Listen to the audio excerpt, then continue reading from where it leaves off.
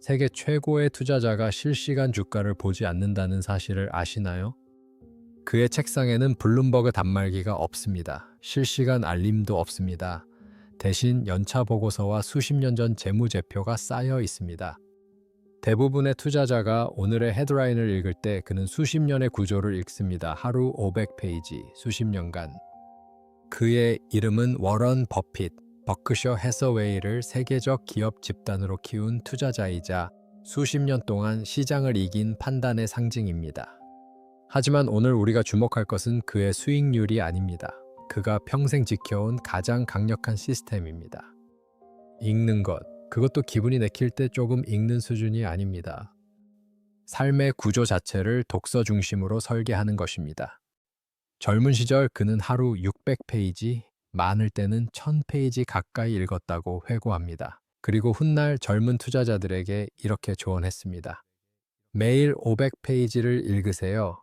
지식은 그런 식으로 쌓입니다. 복리처럼요. 이것이 워런 버핏의 500페이지의 법칙입니다. 우리는 어느 때보다 많은 정보를 접합니다. 뉴스 헤드라인, 짧은 요약, 메신저 링크, 소셜미디어 분석. 하지만 이상한 일이 벌어집니다. 정보는 늘어나는데 중요한 결정 앞에서는 여전히 막막합니다. 무엇이 진짜 중요한지 흐릿합니다. 어느 목소리를 따라야 할지 불분명합니다. 이것은 당신만의 문제가 아닙니다. 정보의 양과 판단의 질은 별개이기 때문입니다. 이유는 간단합니다. 정보가 그냥 흘러가기 때문입니다. 오늘 읽은 헤드라인, 내일이면 희미해집니다.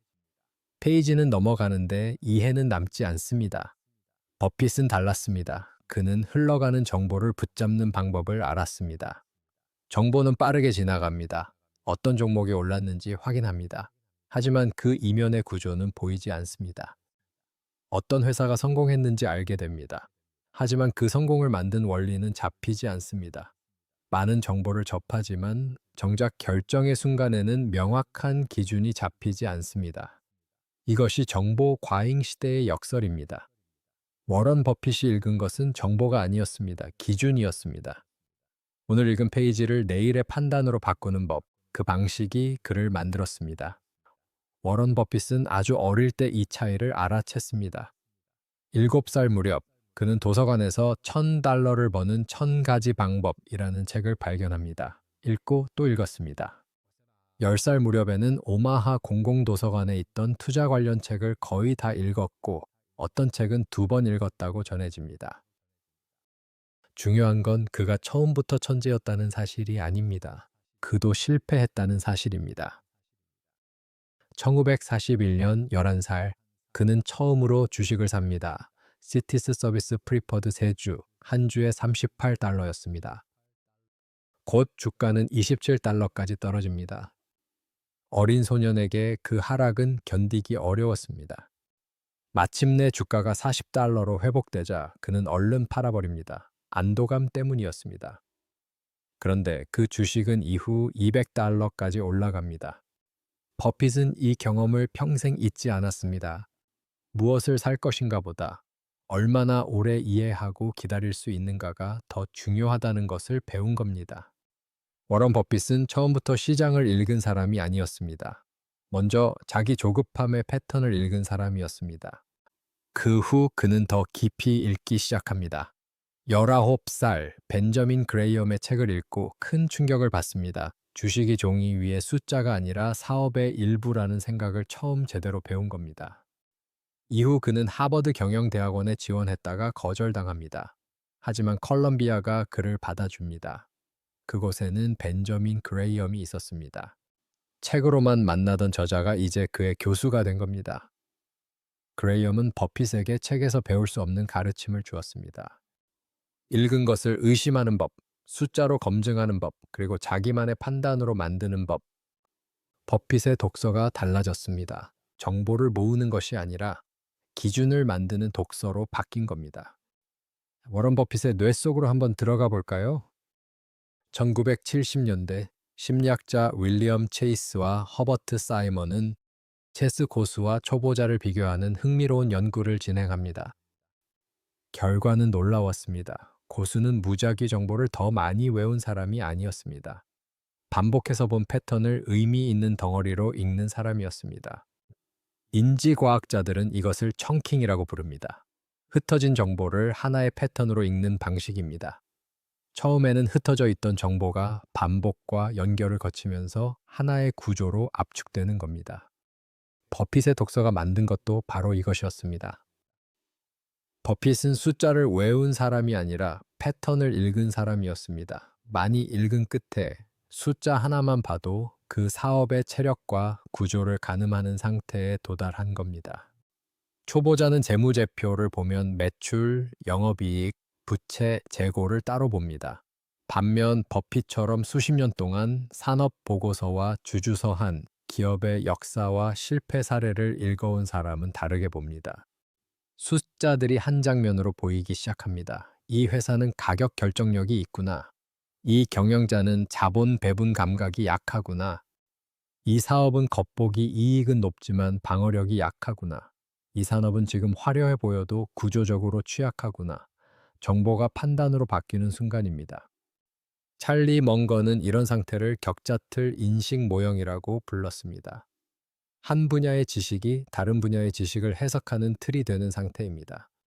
워런 버핏은 책을 많이 읽은 사람이 아니라 읽은 것들이 서로 연결되게 만든 사람이었습니다.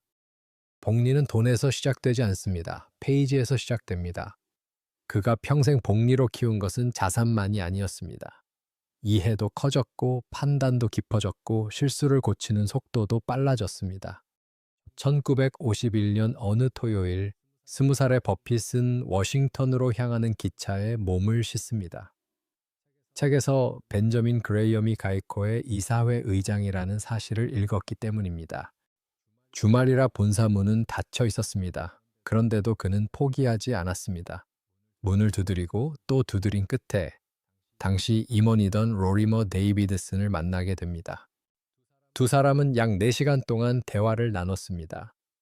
보험업은 왜 좋은 사업이 될 수 있는지, 손해율과 비용 구조가 무엇을 말해주는지, 좋은 경영과 나쁜 경영은 숫자에 어떻게 드러나는지.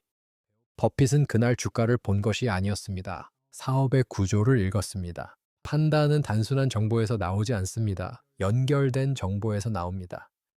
1950년대 후반, 젊은 버핏은 두꺼운 무디스 매뉴얼을 책상 위에 올려두고 기업 목록을 끝없이 훑어봅니다.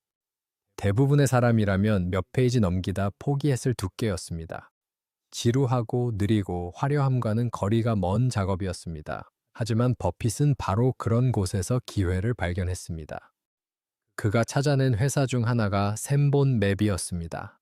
겉으로 보면은 오래된 지도 제작 회사였습니다. 성장 이야기로 사람을 흥분시키는 기업도 아니었습니다. 그래서 많은 사람은 그냥 지나쳤습니다.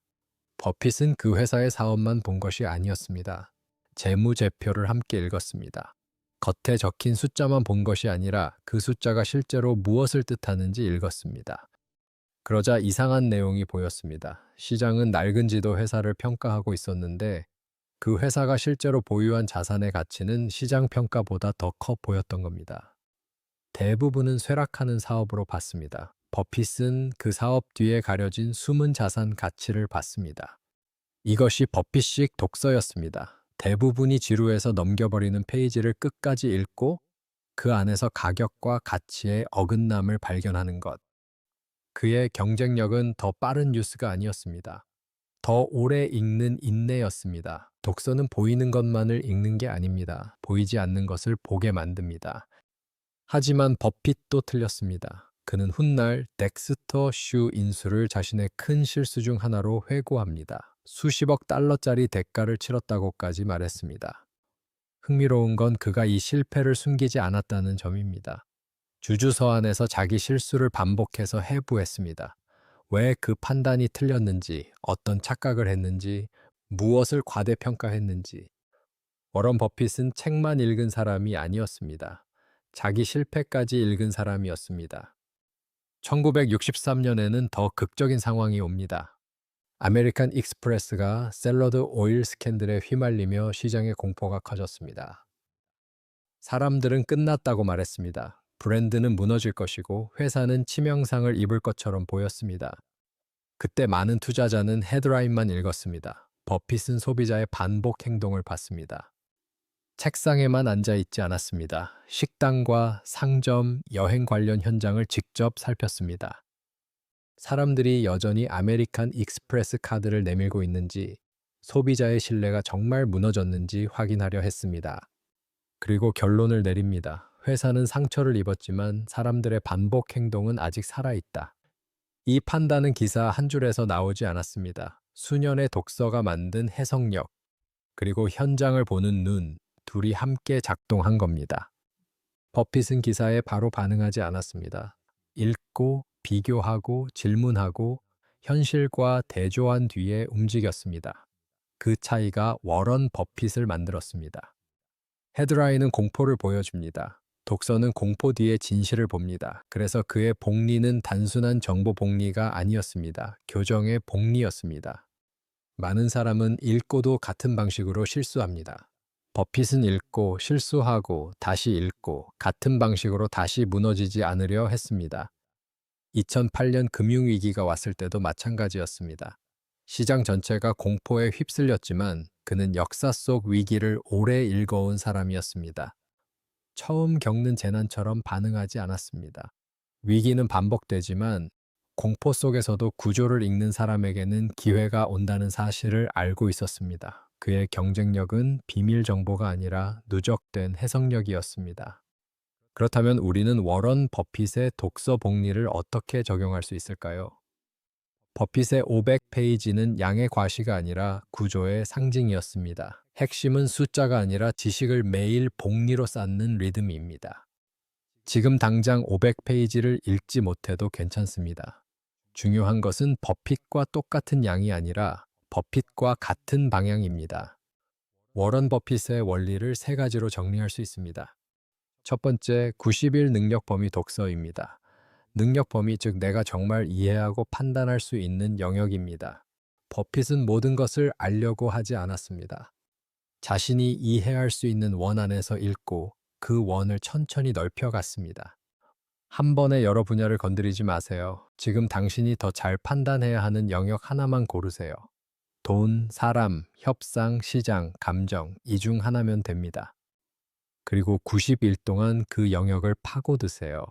하루 20페이지면 충분합니다. 20페이지씩 90일, 합치면 1800페이지입니다.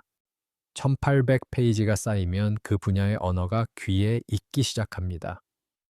낯선 단어가 줄고 반복되는 패턴이 보이기 시작합니다. 그때부터 독서는 소비가 아니라 복리가 됩니다. 직장인이라면은 보고, 설득, 의사결정에 관한 자료를 한 흐름으로 읽어볼 수 있습니다.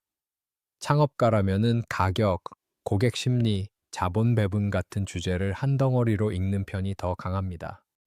부모라면 유행하는 교육 정보보다 발달 심리와 대화법, 습관 형성에 관한 책을 한 방향으로 읽는 편이 오래 남습니다. 한 분야를 깊게 읽는다는 것은 세상을 좁게 본다는 뜻이 아닙니다. 기준이 생긴 뒤에야 넓게 볼 수 있다는 뜻입니다. 두 번째, 세 줄 원장입니다. 버핏의 독서는 항상 판단으로 이어졌습니다. 책을 덮은 뒤 딱 세 줄만 적어보세요. 첫째, 오늘 읽은 사실 한 줄. 둘째, 그 사실이 말해주는 원리 한 줄. 셋째, 그 원리를 내 삶에 어디 적용할지 한 줄. 예를 들어 보겠습니다. 직장인이라면 이렇게 쓸 수 있습니다.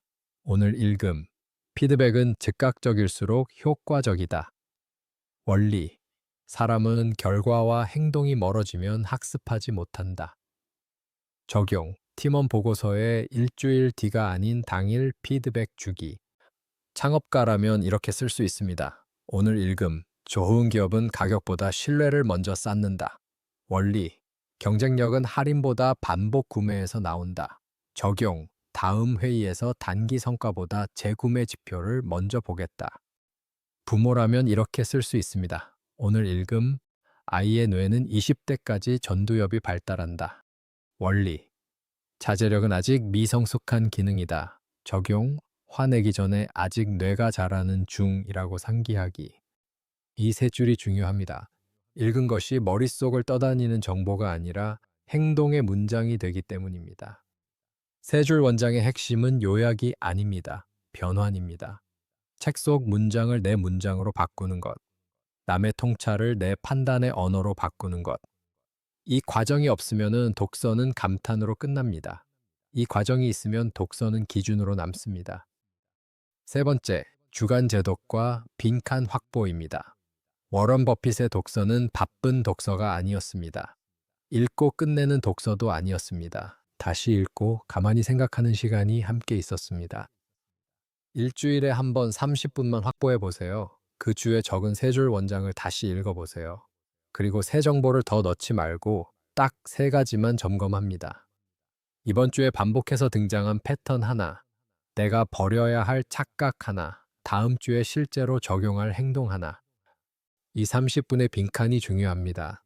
독서는 입력이고 판단은 연결해서 나오기 때문입니다. 버핏은 일정을 빽빽하게 채우는 사람처럼 보이지 않습니다. 오히려 생각할 여백을 남기는 사람에 가깝습니다. 그 여백 속에서 읽은 것이 비로소 자기 것이 됩니다. 많은 사람이 책을 읽고도 변화가 어려운 이유는 읽는 시간이 부족해서가 아닙니다. 읽은 뒤 멈추는 시간이 없기 때문입니다. 정보는 속도를 좋아합니다. 하지만 통찰은 다릅니다. 한 문장을 읽고 곧바로 다음 문장으로 달려가면 지식은 많이 접할 수 있어도 판단이 깊어지기는 어렵습니다. 버핏의 독서 복리는 단지 많이 읽는 습관만이 아닙니다.